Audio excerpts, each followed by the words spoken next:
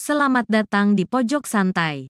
Sebelum Anda mendengarkan audiobook ini, kami menginformasikan bahwa channel ini adalah review audio dari buku yang ada di Indonesia. Untuk membaca keseluruhan buku ini, kami menyarankan membeli buku aslinya di toko buku kesayangan Anda, baik offline maupun online. Keberadaan channel ini dimaksudkan untuk membantu Anda mendapatkan pengetahuan dari buku-buku kesayangan Anda. Jangan lupa untuk subscribe, like, dan komen.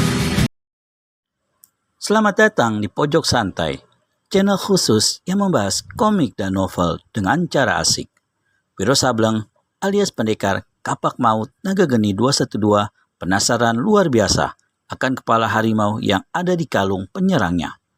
Akankah Wiro mendapat jawaban dari rasa penasaran yang ada? Yuk dapatkan jawabannya di video berikut ini.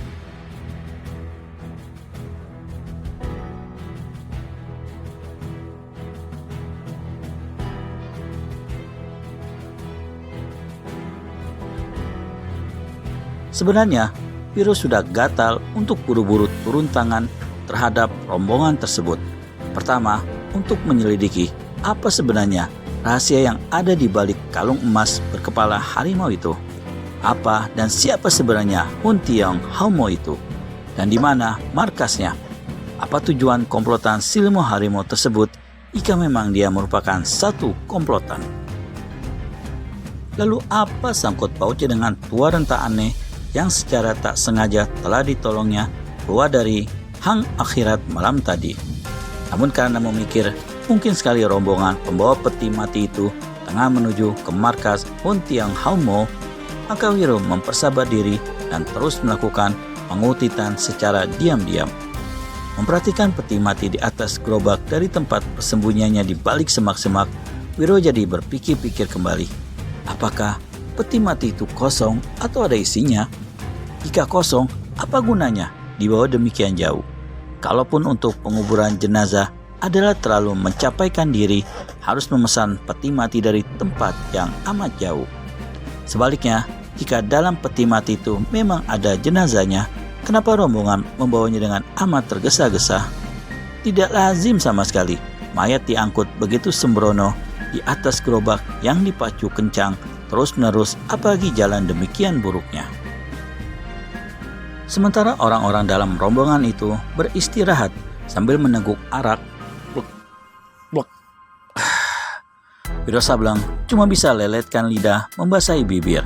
Tak lama kemudian, rombongan itu dilihatnya bersiap-siap hendak berangkat kembali.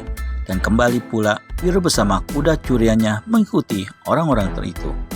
Beberapa jam kemudian di ufuk barat sang surya telah mulai merosot ke titik tenggelamnya. Warnanya yang tadinya putih menyilaukan dan terik, kini kelihatan menjadi redup kemerah-merahan. Pada saat itulah rombongan pembawa peti mati memasuki kota Cibun. Mereka langsung menuju ke sebuah hotel. Dua orang jongos keluar menyambut kedatangan mereka. Namun keduanya serta-merta tersurut langkah ke belakang dan pucat pasi wajah masing-masing. Mata mereka mendelik memandang kalung kepala harimau yang tergantung pada leher penunggang kuda berpakaian ungu. Seolah-olah kedua jongos hotel ini telah melihat setan kepala 10 yang mengerikan. Orang yang dipandang dengan mimik ketakutan itu kelihatan menyeringai. Ia membuka mulut dan bicara dengan nada keras. Untuk malam ini, semua kamar hotel kami sewa. Ini hadiah 2 tel perak untuk kalian. Tapi ingat, awas jika kalian berani memberikan 1 kamar saja buat siapapun.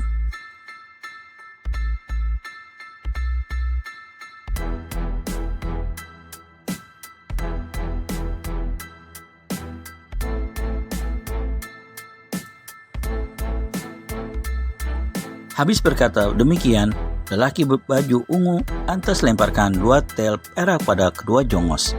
Meskipun tadi ketakutan setengah mati, namun diberi uang, 2 jongos hotel itu ulurkan tangan menyambut. Loh ya, apakah peti mati ini perlu diturunkan juga?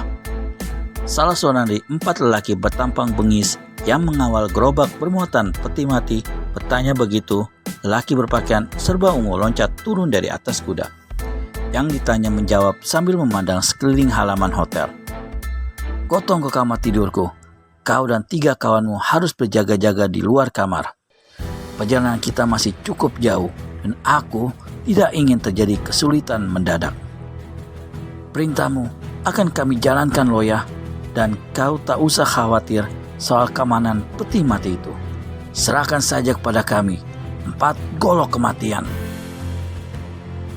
Orang itu kemudian putar tubuh dan bersama 3 kawannya dia menggotong peti mati ke kamar yang disediakan Jongos Hotel untuk lelaki berbaju ungu.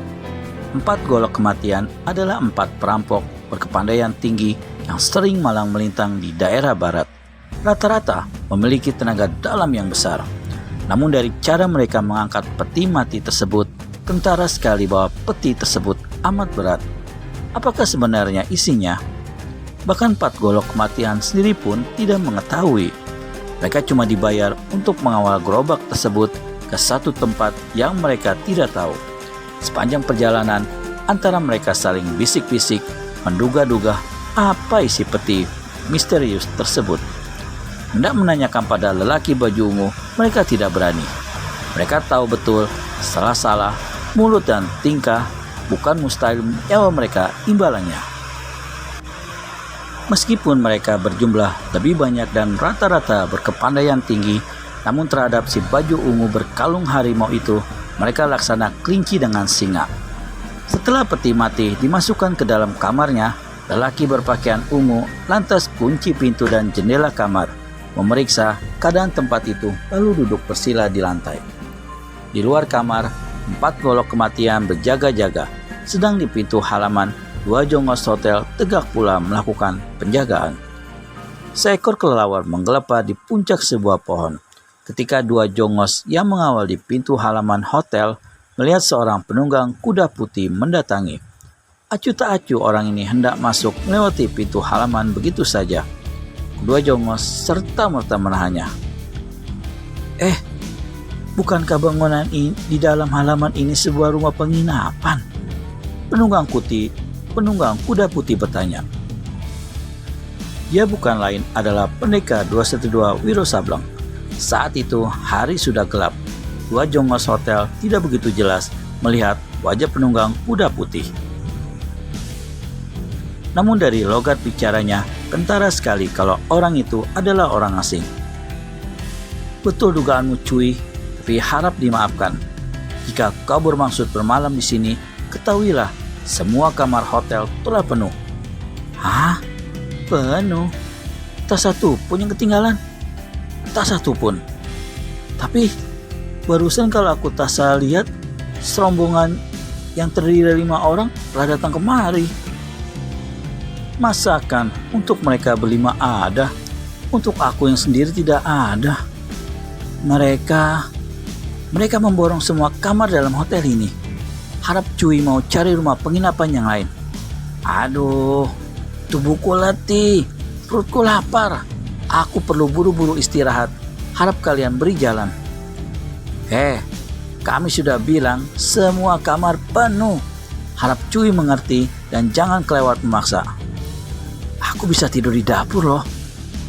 Itu tidak mungkin. Kenapa tidak mungkin sih? Sentak Wiro lantas gebrak kudanya dan menerobos masuk ke dalam halaman. Kedua Jongos Hotel cepat memburu.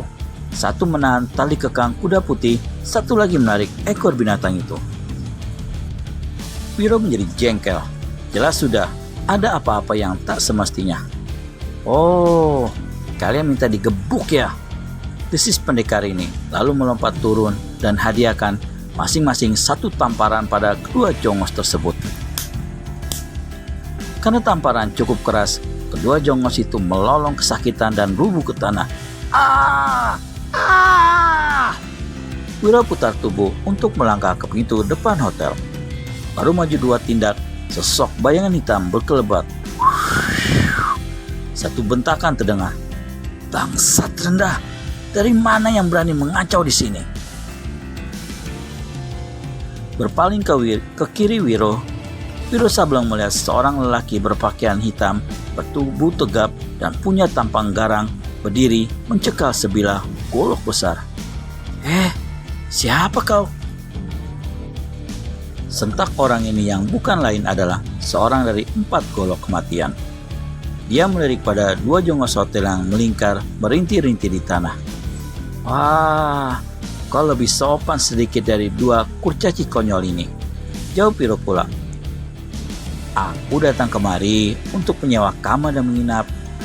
Semua kamar sudah penuh, kami memakainya semua, jawab orang itu. Wiro garuk-garuk kepala. Jika sudah tahu, lekas angkat kaki dari sini. Yang aku belum tahu, kata Wiro pula antang-antang. Kalian kan cuma berlima, sedang hotel ini punya hampir 10 kamar. Masa akan penuh semua? Rupanya kau perlu diajar tahu dengan ini. Orang ketiga dari 4 golok kematian itu jadi naik darah dan babatkan goloknya kepada Wiro. Bisakah Wiro Sableng alias pendekar kapak maut naga geni 212 menghadapi 1 dari 4 golok kematian? Temukan jawabannya di video selanjutnya hanya di channel Pojok Santai. Segera subscribe dan tekan tombol lonceng untuk mendapat notifikasi video terbaru dari kami. Oh iya, bagi para kisanak yang ingin baca online ataupun offline Wiro Sableng atau novel silat lainnya bisa mengunjungi Negeri Para Pendekar Blogspot. Terima kasih dan sampai bertemu kembali.